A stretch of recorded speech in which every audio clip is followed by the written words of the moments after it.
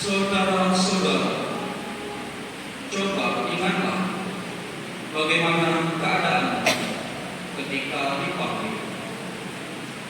Menurut ukuran manusia, tidak banyak di antara kamu yang bijak, tidak banyak yang berpengaruh, tidak banyak yang terpandang.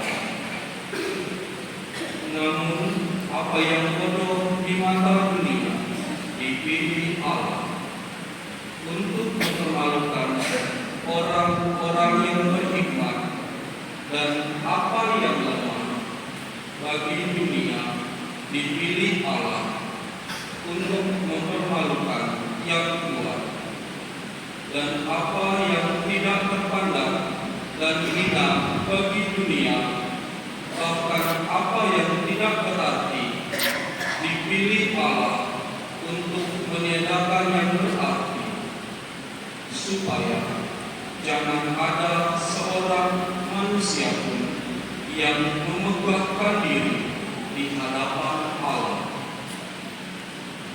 Tetapi Allah telah membuat kamu berada dalam Kristus Yesus, dan oleh Dia Kristus telah menjadi hikmat bagi kita.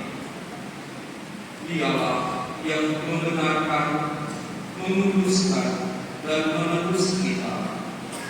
Maka sebagaimana tertulis dalam kitab suci, siapa saja yang bermegang, hendaklah ia bermegang dalam nama Tuhan.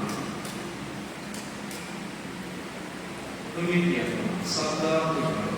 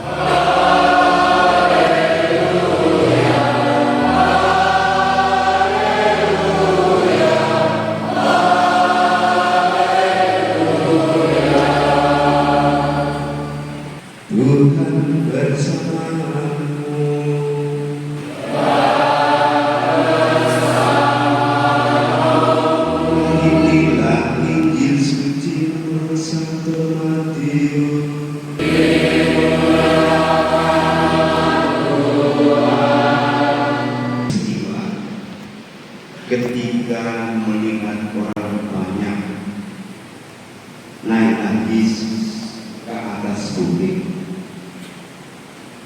Setelah dia duduk, datanglah murid-muridnya kepadanya.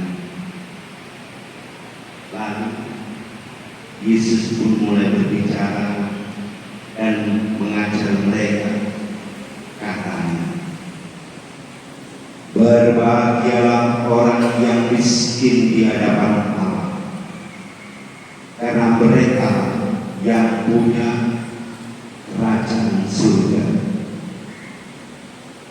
Berbahagialah orang yang berduka cita, karena mereka akan dihibur. Berbahagialah orang yang lemah lembut, karena mereka akan memiliki bumi. Berbahagialah orang yang lapar dan haus akan kebenaran, karena mereka akan dipuaskan. Berbahagialah orang yang murah hati, karena mereka akan beroleh kemurahan. Berbahagialah orang yang suci hatinya, karena mereka akan melihat Allah. Berbahagia orang yang membawa, karena mereka akan disebut anak-anak Allah. Berbahagia orang yang aniaya demi kebenaran, karena mereka yang punya kerajaan surga. Berbahagialah kamu jika karena kamu dicela dan dianiaya, dan kepadamu difitnahkan segala yang jahat. Bersukacita, sebab besarlah upahmu di surga.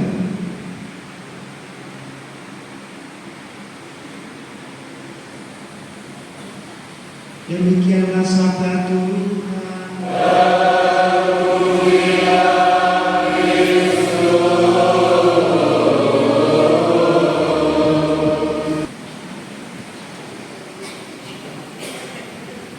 Bapak, Suster, Bapak, Ibu, saudara-saudari, anak yang terkasih, selamat pagi.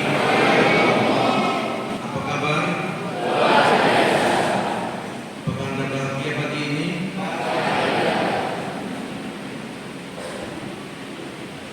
Bahagia ya.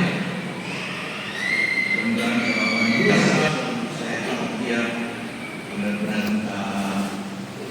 mengalami dan merasakan kebahagiaan. Karena pagi hari ini bacaan-bacaan mengajak kita untuk menemukan nilai dan arti kebahagiaan. Kalau di bawah yang kemudian perhadapan dan bersyukuringan semua.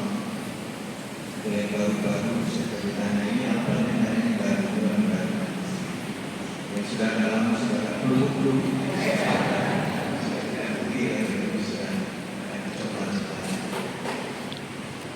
saudara-saudari, kalau kita ditanya apa sebenarnya tujuan hidup kita,